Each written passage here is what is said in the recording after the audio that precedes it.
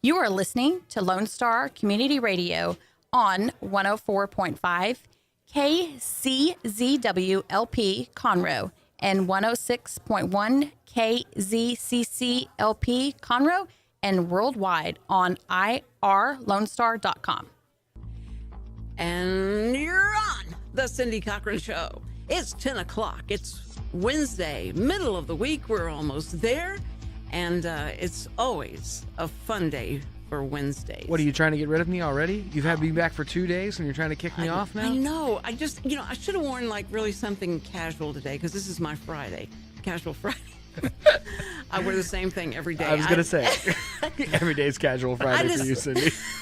I decided I'm going to do a uniform.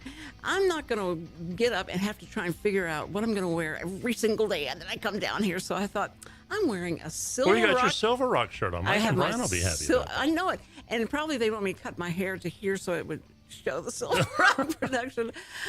Silver Rock Productions is a great production house in the Woodlands. And Well, tell them you'll cut your hair if they sponsor your show. that's what I'm going to do. Is say like, it'll only cost you this much for me to cut my hair so you can see your ad on YouTube and everything That'll else. work. I think that's perfect. And the D president's voice that you're hearing is that of Denton, Florian. He's in the house. I can't believe it. He's here. Denton, Florian. Well, I mean, it's just been so long since I've had your brain here. And I just love you for your brain. That's the truth. Is because this guy is so smart and he has studied so much as he did his film biography of Sam Houston, the movie, and the statesman, the senator. Give me that title again, how long that title is. Well, the tagline was American Statesman, Soldier, and Pioneer. That's the one I can never remember. But it's Sam Houston, we know that. And Sam Houston's statue's still up, right? As far as I know. Okay. It's still up. It scared me because there was a story yesterday where the mayor was saying, leave the statues alone, and we're not allowing you to take any statues down, so just back off, everybody. And Mayor Turner, Sylvester Turner, was talking, and they were in Rice, near Rice University, and that scared me. I went, whose statues? They were going to blow it up. They caught him in time, and he was going to blow it up, the statue up. So I don't know which statue it was, but I'm thinking. It was, I think, I saw a picture of it, and I think it's the one on the other side of the medical center, kind of on the east side, at Herman Park. That was not the statue of Sam Houston that was in danger. There's a much smaller. It's white. It's just a Confederate soldier, and I saw a picture of it in the paper. And I've passed that statue lots of times going to the medical center. Right. Oh, okay. So, but still, but it scared me. He was close. Yeah, sure. Guy with explosives, nitroglycerin, and It would take a lot of nitroglycerin to take down that Sam Houston statue off of 45, though. Don't underestimate imagine? Can you imagine? We've got a 30 foot. It's 30 feet, right? Is it 30 foot tall? Sam 67. Yeah, 67. Excuse me. Yeah. Twice that amount. And that statue is him walking out of the forest. So I can't imagine someone coming down that 45 corridor, late at night where there's fogginess and stuff, and they happen upon that, because that did happen to me. I had not seen the statue. I hadn't been down 45 that far in a long time. So I'm going to Lubbock, and I'm driving down there, and it is foggy. And here looks like the ghost of Sam Houston is walking out of the forest. It is that is an amazing sight. So anyway, that statue ought to be a challenge for anybody. But anyway, today we're going to talk about, I don't know. I'm not. Nobody's going to criticize anybody. Nobody's going to disparage anybody. Well, I might. Except if you need it. Some people need it. But we'll start off like that, and then as we get heated in this subject matter, Denton, then we'll definitely get into it. And where's Richard right now? Richard is at a Chamber of Commerce, one of the Chamber of Commerce meetings. Yes, so he's not listening. He's not listening. We are clear and free, but please don't get me fired. You know that I want. We'll take a picture of you being, you're strapped to this chair. Your hands are. You got me tied up. Yeah, tied up, and you can't touch the buttons. You verbally tie me up quite often, so I'm used to it now. That's true. Richard will say, why did she say this? Why did she do this? But anyway, we're just here to kind of look at the real history behind some of the fake history and fake people going crazy about why they think they're tearing these people down and what happened there. And I just found out the ESPN fired this guy because his name was Robert Lee, one of the announcers, and he's been fired because they thought his name would cause too much controversy. That makes me want to puke. ESPN's having a hard enough time because they're starting to get pretty political, and now they've done this, and there's a big outrage about people like, what? So if our name's Lee, our last name's Lee, then we've got troubles. And Robert Lee is Asian? That's what I was getting ready to say. He always beats me to this, and he's Asian. So the poor guy. You can't make this stuff up. No. The connection there's got to be a lawsuit to follow. Don't you think he's going, are you thinking people aren't going to be able to figure this out? No? Okay. Yeah, so ESPN, everybody calm down, take a breath. But the frenzy that started and that has gone on, I was talking to Denton about it because Denton is knowledgeable about a lot of history. He's not the expert on the Civil War or anything like that. But we're going to talk about just the common sense of a lot of this. And if you do know backstory, it does make a difference in the way that you look at something. So the more you know, the better. And it's interesting. A survey, they started doing surveys. Like, do you think the statues should... I've got this thing I have to wear in my upper palate, and it's too thick, and I can't say statues. I can't say Mississippi. So I'll be going along, and I'm just, and then all of a sudden that tongue will hit that and go like, nope, I sound like I have, one of those retainers in, and that's exactly what it feels like. So I'm going to have that taken care of where I'll be able to say statue, and this is a bad show not to be able to say statues. So anyway, so that frenzy that happened and started, and they did this, did a survey, and it said that the majority of blacks don't think they should come down. Leave the history up there for us to see. And then a majority of people didn't care. I don't care. And it was the smaller percentage that said, yes, take them all down. They're offensive and all that. So it's just interesting. And if there couldn't be anything more divisive than all of this, and who you were watching up there pulling all this down, it was a majority of white kids that were there doing this. The college kids that were there doing all this. And you want to ask them, do you know the story behind it? You know who you're pulling down? Do you really understand what the environment was at that time, what was going on at that Cindy, time? they can't tell you who fought in the Civil War, much less who won it or what it was about. I mean, they have a universal ignorance of history, and it's sad. It is. Oh, it is so sad. So to try and think that they're going to erase history like this, then they need to go back and read Mein Kampf. They need to read some stories about what Germany did. Germany. How did I get those two together? The Germans did whenever they were, trying to erase the Jewish nation from their site and to burn the books that had anything to do with that. And that, someone said the books will be next. Anything that has to do with the Civil War or any of that will be, we're going to wipe that out. But why would you do that? Did you ever see the movie White Nights with Mikhail Baryshnikov and yes, Gregory Hines? Gregory Hines. Yeah. Yes. 1985 is a long time ago, but there was a scene I remember in there where it's been so long since I've seen the movie, I don't remember the plot other than he was a Soviet dancer who had defected, and the plot of the movie somehow or another put him back in the Soviet Union, and he ended up in Leningrad, and he ran into a bunch of his old friends and this kind of thing. And he came across a troupe of dancers from the Bolshoi, and they looked upon him as somewhat of a curiosity. Mm-hmm. And he was confused by this because he had been a national hero. He had been this icon. I mean, he was somebody that everybody would have known and recognized at one time. And then in a burst of realization, he said to himself, Of course. He said, you were never told that I exist. That's right. That's You know, right. he didn't exist anymore. He was That's gone. right. That's exactly right. Now, and I understand at that time they probably felt they could erase, the memories and all of this, and then the next generation would not know who these people were, and that they would not have no power, they'd have no influence and impact. And all they did was just incite, so many other people, and that usually is what happens.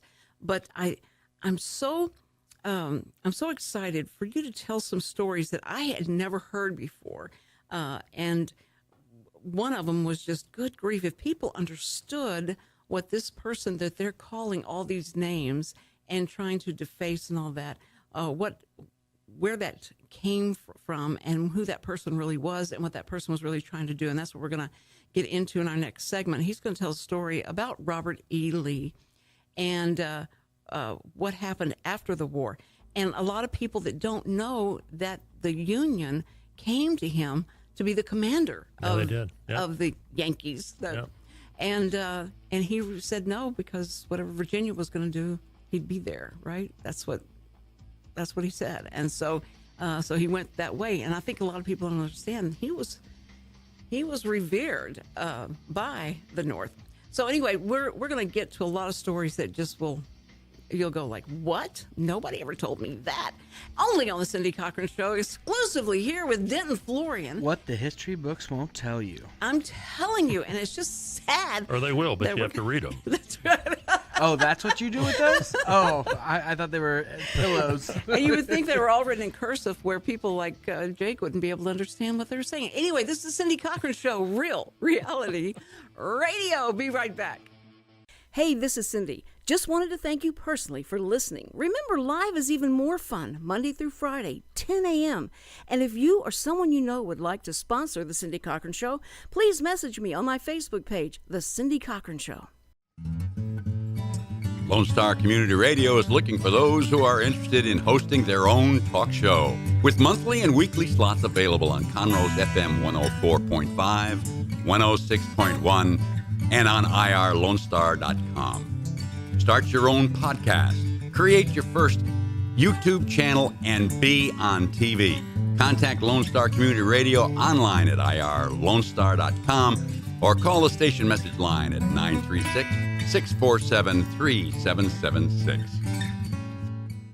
And you're back on the Cindy Cochran Show. It is Wednesday, and I have in the house with me Denton Florian, and we're going to jump right in the middle of the fray of what's been going on. And I know that you guys have been following all the news and all the name calling and all the fun that's been happening out there. Oh, my word. But we're going to talk about it.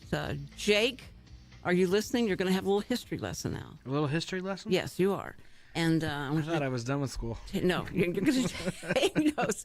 This is the guy that you would want to be teaching you history. He's the one that has all the backstories in history that make it even more interesting. But, okay, so you went to the University of Texas. Right. And tell me what happened last night. Well, they apparently have removed the remainder of the statues that were on the South Mall that were donated by a man named Littlefield. They've been there 100 years. And it doesn't surprise me, but it is very disturbing. Well, what's funny is I think people thought that as soon as the war was over, somebody made the statue, and they had Robert E. Lee sit on his horse, and he posed for the statue, and it came out, a week later after the war. And a lot of these statues didn't come till much later, and went up, and people that paid for them and wanted to remember these people. This is history. This is how we remember. There's a lot of things in the Smithsonian that you go through and you look at and you see these things, and they you learn a lesson from them and all that. So and if I was going to be offended by something and want it torn down because it offends me that it's standing up there, as a Christian, I'd hate to travel to Rome and have them, look, that Colosseum's got to go, because how many Christians were killed and eaten by lions and was entertainment for people, and that it offends me, and I want it taken down. Well, that to me just becomes ludicrous as what's happening now. This is just a history marker in time, and this is what we learn from and get better at it. I think we've all gotten better, and the statues have been there, and we've progressed and kind of gotten to a better side of ourselves. I mean, the statue in Charlottesville was put up in 1924, right? And I think that statue tells us more about what was going on in 1924 than maybe it tells us about anything else. And in 1924, if you were a veteran, if you were 20 years old in 1865, you were 79 in 1924. So these people were dying. These people were, and we do the same thing in modern times, except it manifests itself in different ways. How many World War II films have been made? Dunkirk, Band of Brothers, Saving Private Ryan, Iwo Jima. And there's all the honor flights taking people to Washington, D.C., and so on. There's a lot of attention being given to the World War II veterans right now because we're losing them fast. That's right. And the same thing was going on in the early 20th century and in the 1920s and 30s. Well, I think that when we were talking about Robert E. Lee and knowing that he was someone who the North honored with wanting to commission him to be the commander of the troops. And then he chose to stay with Virginia, and whatever they decided, whichever way they wanted to go, he was going to be there with them. So he's the commander of this. The South loses, and everyone believes that the whole reason for the war was the slavery. So if you were white and from the South, then you were a slave owner, and you were someone who was a racist, and your next, the progression and evolution, you'd become a KKK member and a neo-Nazi or whatever. And tell me, in the history of the Civil War, what was the main driving force? Do you believe it was the South, from the South, as the North was coming toward them? Well, first of all, I'll just say that history is always more complicated than we want to make it. We like to explain everything in 20-second sound bites that are easy and go down without a lot of chewing, and we like clear, defined lines and easy answers, and there just aren't any. It's always more complicated than that. Hence, education. That's why it's important to study and learn, and those kinds of things. Robert E. Lee. You're right. He was offered the command of the Union forces. He was deeply tied to George Washington. His father, Light Horse Harry Lee, had been one of George Washington's key officers during the Revolution. Robert E. Lee married George Washington's granddaughter. George Washington is even on the seal of the Confederate States. Robert E. Lee named one of his own kids George Washington. So he had served decades in the Union Army. He had served in Texas. He was stationed here in Texas. He served in the Mexican War, as a lot of those guys did. So this was a very, very difficult decision for him. In the end, he decided that whatever Virginia did, he decided that was his duty, that was his home, and he would go with Virginia, whatever they decided to do. He could not raise his sword against his home. And so he was very conflicted very much during the whole thing. And then when it ended and the South had lost, but he saw how divided the country had become. What was his purpose in life at that point?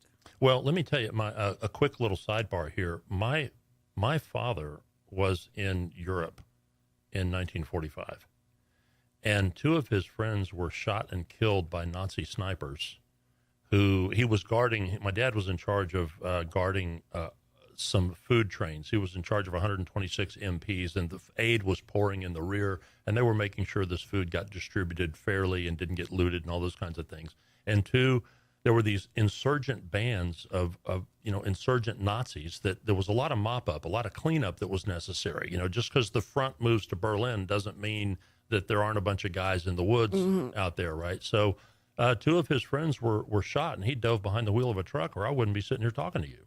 Oh, my so Lord. After Appomattox, the war, there was an official surrender, but there was nothing said that there wouldn't, the fear was that there would be these lots of insurgent Confederate operators kind of doing their own thing that would just melt into those mountains, and you would never dig them out of there. You talk about a problem. I mean, that would have been a serious, serious issue. We could have been, the Balkans or something. And Robert E. Lee said no. Robert E. Lee said it's over. And we need to reconcile, and we need to be one people. And his behavior after Appomattox, after the surrender, what he felt publicly, what he felt personally was one thing. He was, I'm not him. I can't sit here and pretend that I know what he was thinking, but he had to have been very disturbed and bitter and angry and everything else about having lost the war. But publicly, he did over and over again many things to reconcile, and his public behavior was always an example to everybody else in the South to move on. And that was one of the remarkable things about his sense of duty and his personal emotional restraint and his public demeanor. He just did lots of things to bring people back together for the rest of his life. Please tell people that poignant story that you told me at church. Well, in St. Paul's Episcopal Church in Richmond, after the war,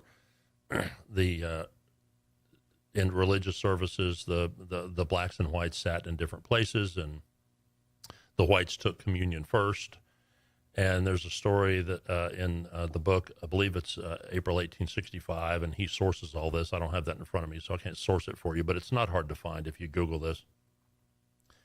A black man who nobody had seen before. They didn't know him apparently, but anyway, he came in. He went down front and knelt to take communion, and it was just nobody knew what to do. It was a social moment that was awkward. It was extremely awkward. The priest, the pastor didn't know what to do. Everybody just kind of froze, and they were looking at each other. This breach of protocol and everything. And Robert E. Lee stood up, and in his stately way and with his demeanor, and he walked down the aisle and walked down front and knelt next to the man and took communion with him. And he knew what he was doing. It was a public display, an illustration that society is moving forward. And we are part of that, and this is what we have to do if our country is going to survive. That is an amazing story, and I love that. And that's not the only time or only thing that he did in public, trying to help people come together and say that this is not going to be accepted anymore. We've got to come together and realize that. It's funny, Denton, I'm much older than you are, but I can remember as a kid, because I was born and raised in Houston, and so I lived all my life there, and I've lived all my life there, and I had this feeling against Yankees. All growing up, it was a feeling, that they thought they were better than we were, and because they won, and that. And that the South will rise again, you better watch out. We're going to come back or something. It was a feeling that you had, and I had. And so I remember thinking, this is so weird. The first time I was about 20 something, and I realized that everybody didn't say y'all.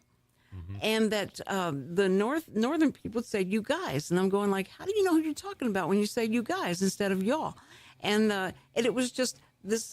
And then when I found out that most people thought that we had oil wells in our front yard, and then we tied the horses up to, from going into the store. And so I, just realized that was, in the 50s. And so you think that was so, it was far removed from the Civil War, but there was still the division between the North and the South. Somebody once described the Civil War as a war from one form of society against another form of society. Right. And it really was. Good, yeah. And, if you want to dig deep enough, it really, in the technical sense, it really wasn't even a civil war. No, wait. Don't go any further, because we're going to dig that Right after, we're going to dig that right after this break that we're going to have right now on the Cindy Cochran Show. So we're going to leave you hanging with Denton Florian, who we're going to discuss what the Civil War was all about. Was it really civil? No, probably. You wouldn't consider it that way. The Cindy Cochran Show, Real Reality Radio. We'll be right back. Don't go away. Our talk shows and music shows are looking for sponsors. Want to expand your brand awareness? Reach the hyper-local audience in Montgomery County? Lone Star Community Radio sponsorships accomplish this. Want to see our stats and rates? Check out irlonestar.com/sponsor for more information.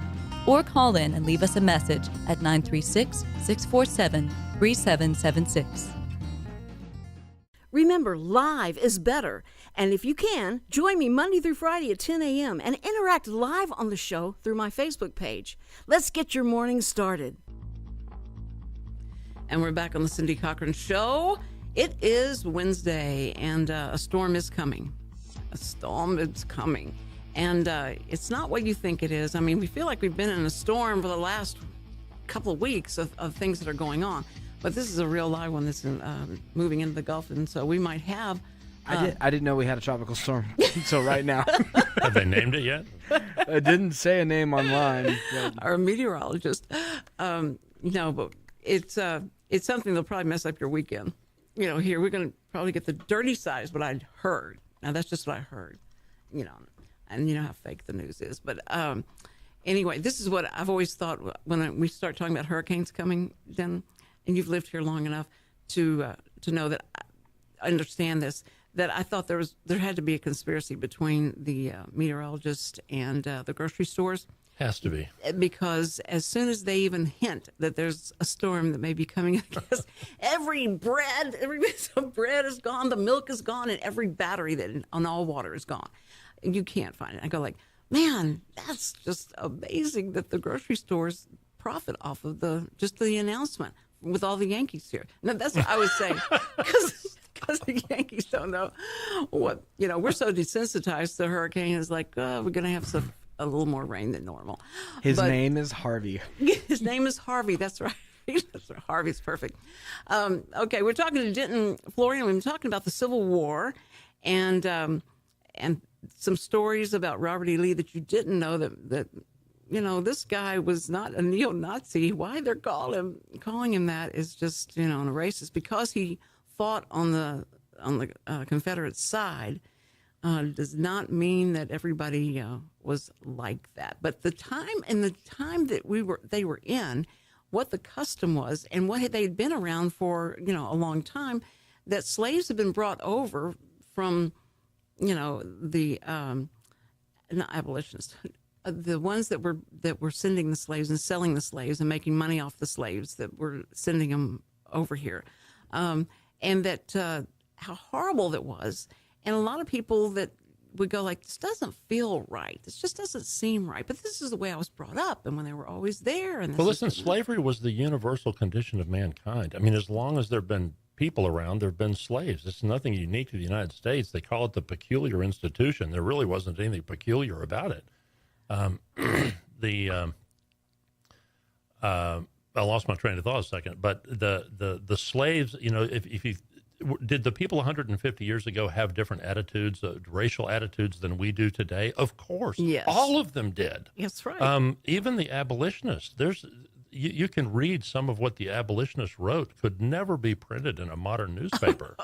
No. But to look back and judge them by a moral standard that has advanced 150 years beyond their time, I think is grossly unfair.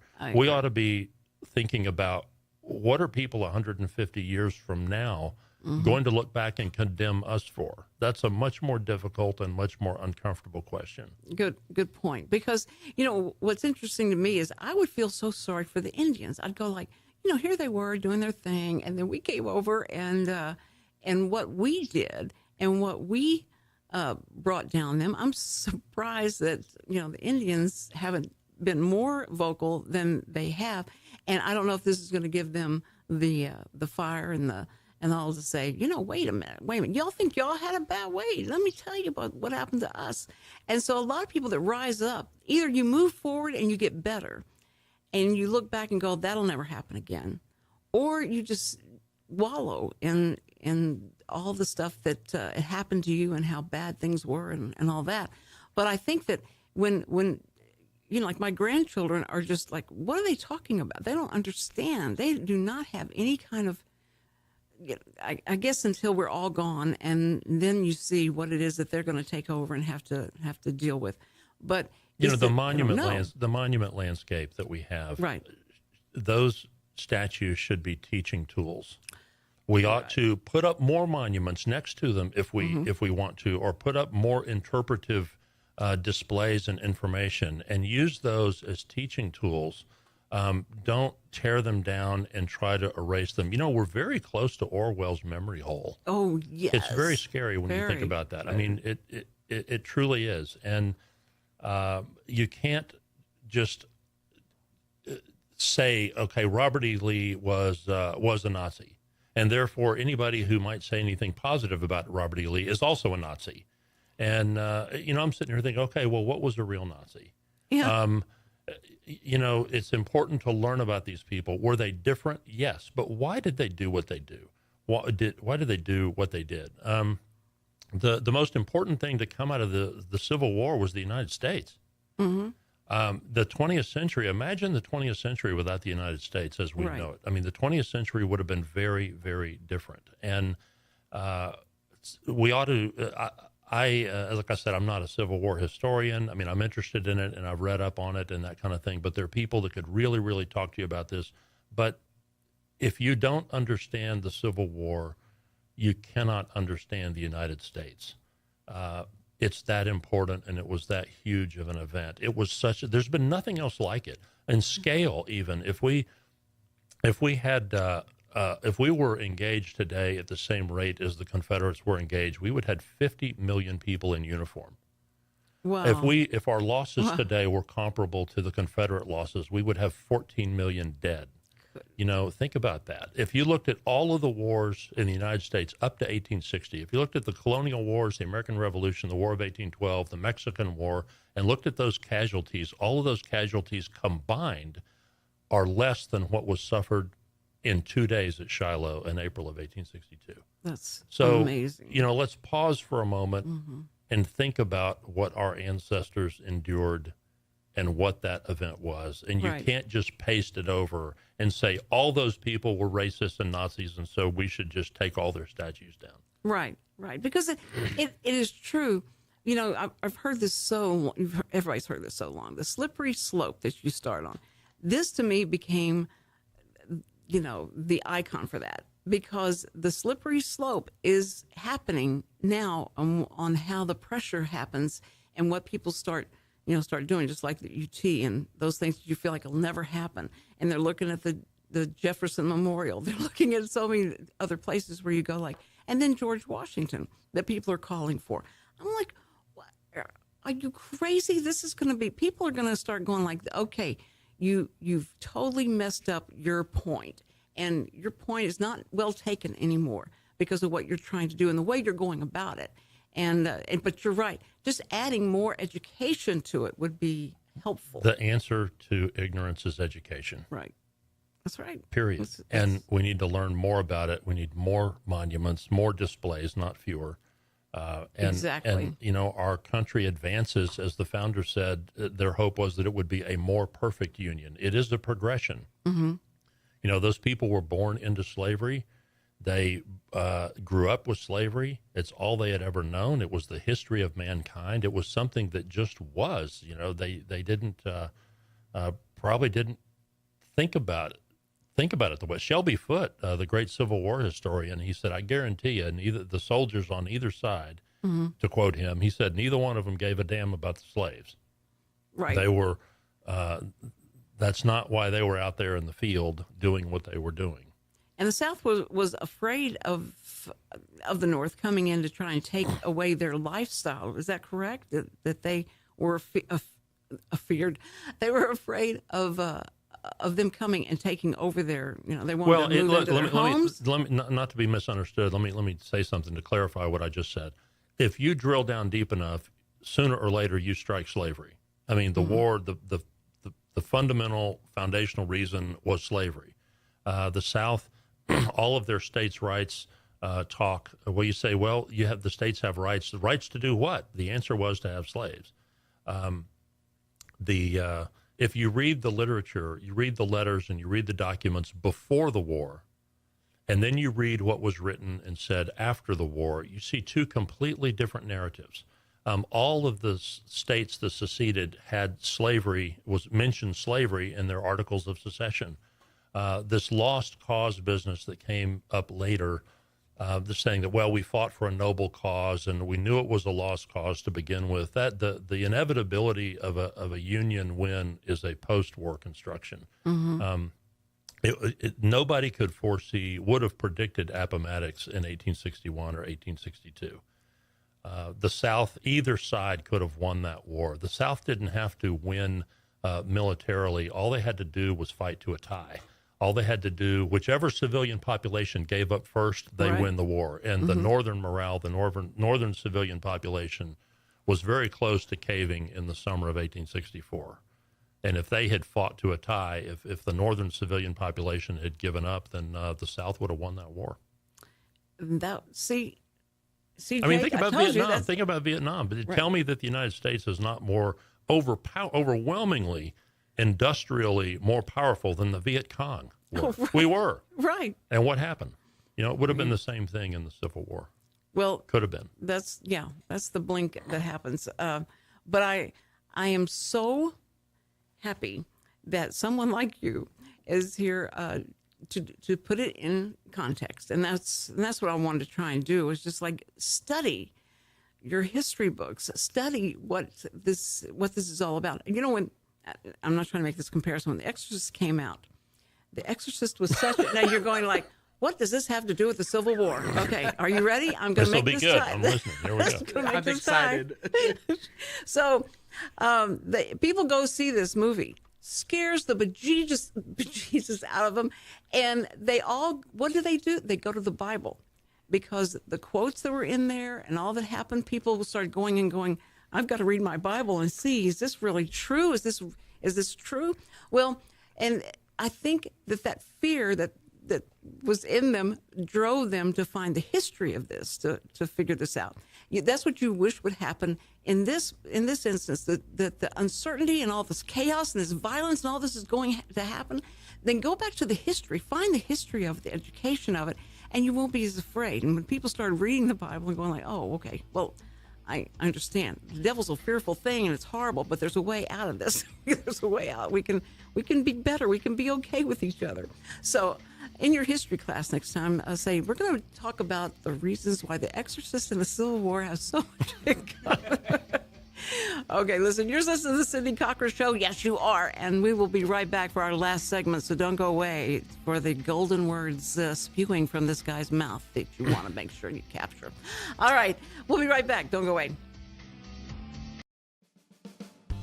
Remember to download the Lone Star Community Radio app from your Google Play Apple Store. Bring Montgomery County's community radio with you anywhere with your smartphone or tablet. If you are in the Conroe area, tune in on FM 104.5, 106.1. If you are on your computer, bookmark irlonestar.com as your internet radio station.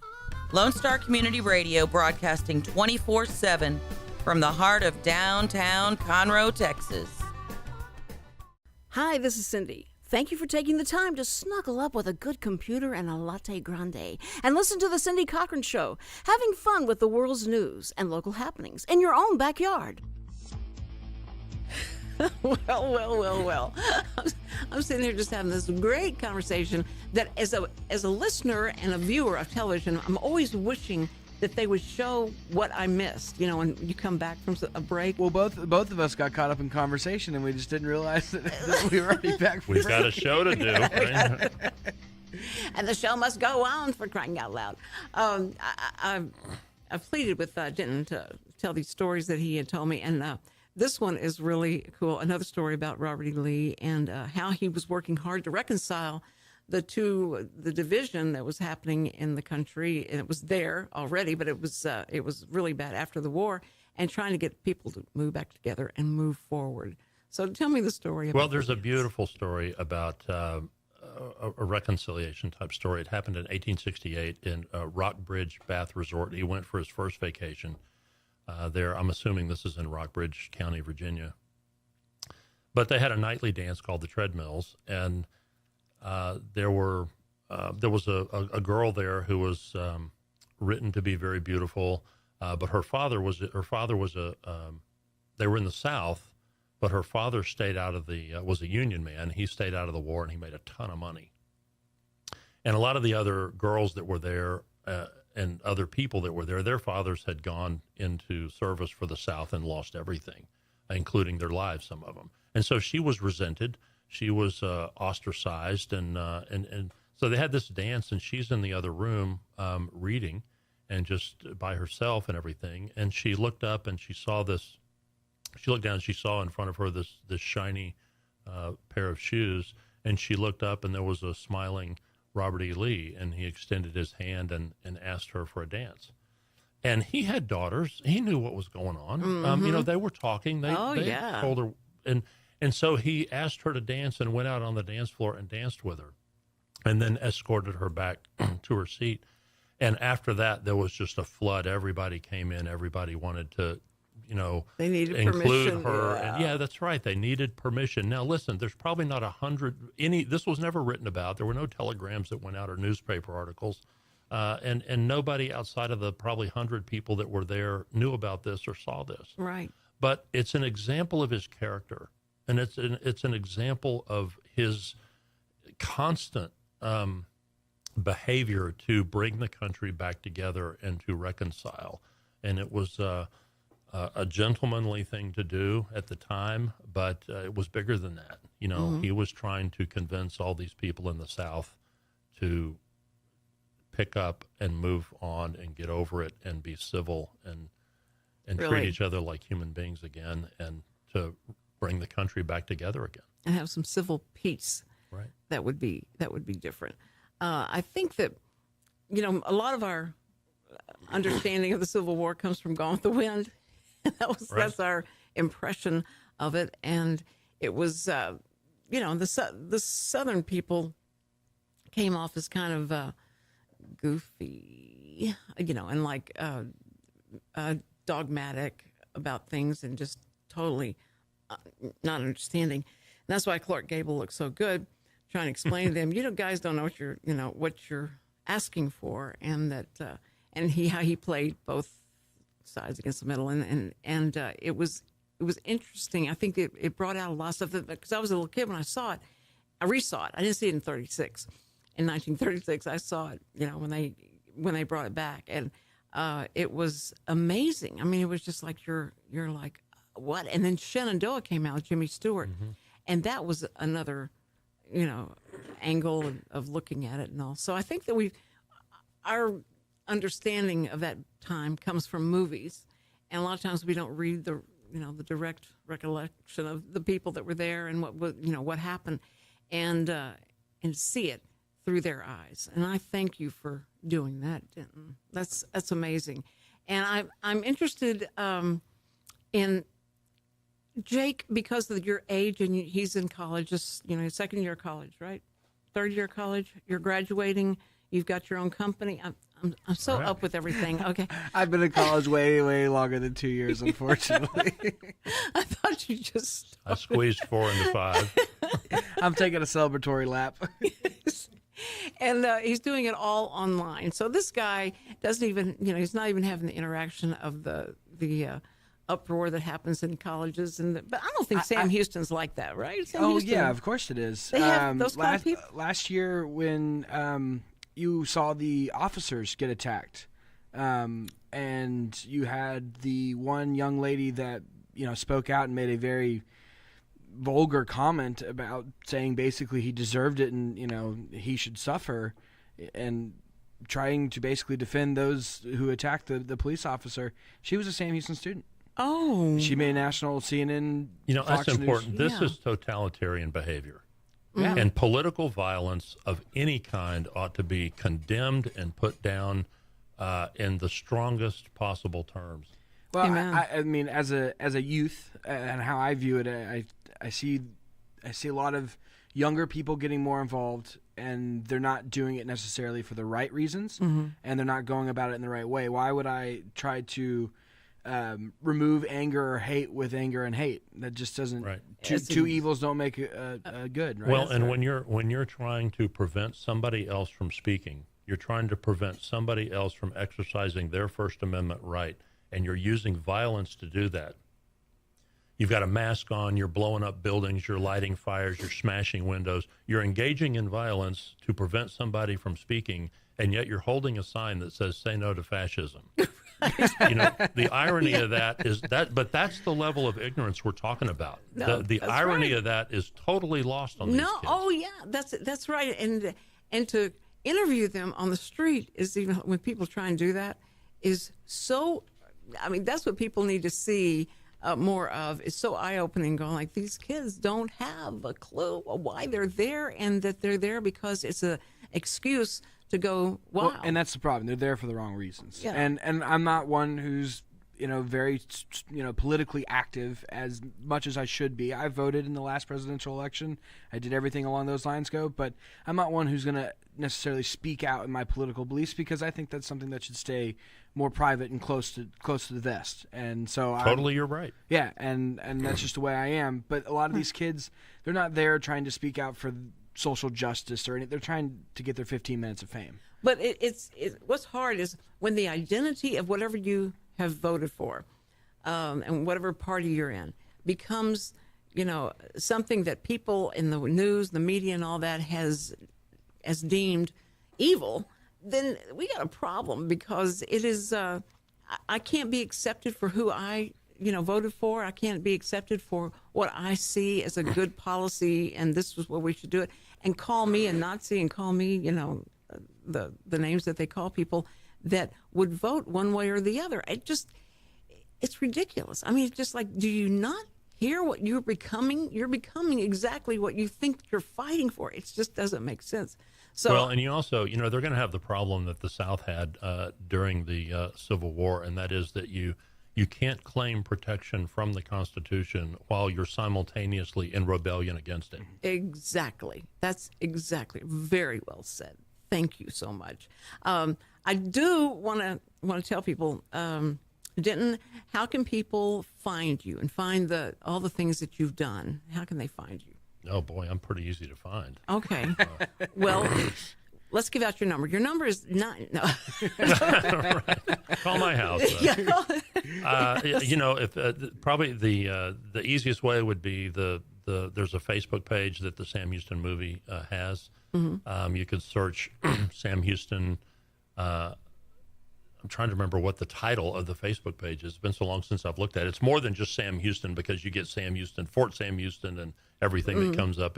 So it's American Son, Texas Legend. Sam Houston, American Son, Texas Legend. Houston, American Son, Texas Legend. That'll get you to the Facebook page. The other is the companion website to the documentary on Houston's life, which is simply samhoustonmovie.com. So as far as like the movie goes, did you go up to Sam Houston and go do the museum tour of the house and everything up there? We spent a lot of time. How accurate is everything? I mean, is all the information there pretty accurate and stuff like that? You mean in the movie or at the museum? No, at the museum itself. I mean, I would imagine it's pretty accurate. But it is. Because have you ever done that, Cindy? Yes, and that's awesome. And they have artifacts. They're the real artifacts, and they do recreations in the movie and all that. And so they spent a lot. I mean, I can tell you years. I was a young person, about 120 pounds, whenever they started this. I remember Denton coming in as a young boy. Was that in 1422? If I had something I could throw at you. But I remember Denton coming in there as a young boy and starting this project. It was amazing how long they took, and so dedicated to this. You just kept hearing about it, and he would not give up. He was so persistent. And so he got to know all, like relatives of Sam Houston, talk to them in the interviews and everything. It's amazing. I had two criteria for the film. One is that it had to be beautiful, with all the shots that in Virginia and Tennessee and Texas, there's no excuse for the film not being beautiful. And the second is the history had to be bulletproof. I said, if we can't prove it, we're not going to say it. We're going to drill all the way to the bottom, and if we can't prove it, then we'll just say, we don't know, or we think, or there's some reason to believe or something like that. But we only did that on a couple of occasions. If we couldn't prove it, we didn't put it out there. There you go. That's what I love about it. Denton, Florian, thank you so much, and I really appreciate it. We'll get him back Thank you. again. It's fun to be here again. Well, listen, tomorrow we're going to have best of. We're going to do Don Wilson, and we're going to do Denton on Friday. Thursday. Yeah, on Friday. So you'll get to hear if you missed anything. Don't forget to email the studio about that. Yeah. Okay. Thank you, Richard. my Tina Lockhart is here, and Tina Lockhart has already got 3 weeks booked in advance. I will have guests out the wazoo. It's so amazing. I love this. I don't know what the wazoo means. Anyway, you're listening to the Cindy Cochran Show, and you have been listening to it, and we'll be on tomorrow, 10 to 11, and Suddenlink, 9 to 10, pre-recorded, and then you come listen to us at 10 o'clock. Okay. All right, guys, I'm so happy to be here with you. Cindy Cochran Show, real reality radio. Thanks for checking out this podcast of Lone Star Community Radio, Montgomery County's community radio station. If you enjoyed this recording, make sure to check out our past shows online at irlonestar.com or their respective video or podcast formats on YouTube, Google Play, or iTunes. If you have any questions regarding the show, either it being about sponsorships or questions for the host, contact the station manager at dick@irlonestar.com or call the station at 936-647-3776. This show was recorded in downtown Conroe, Texas at the Lone Star Community Radio Studios, and Lone Star Community Radio reserves all rights to this recording and images.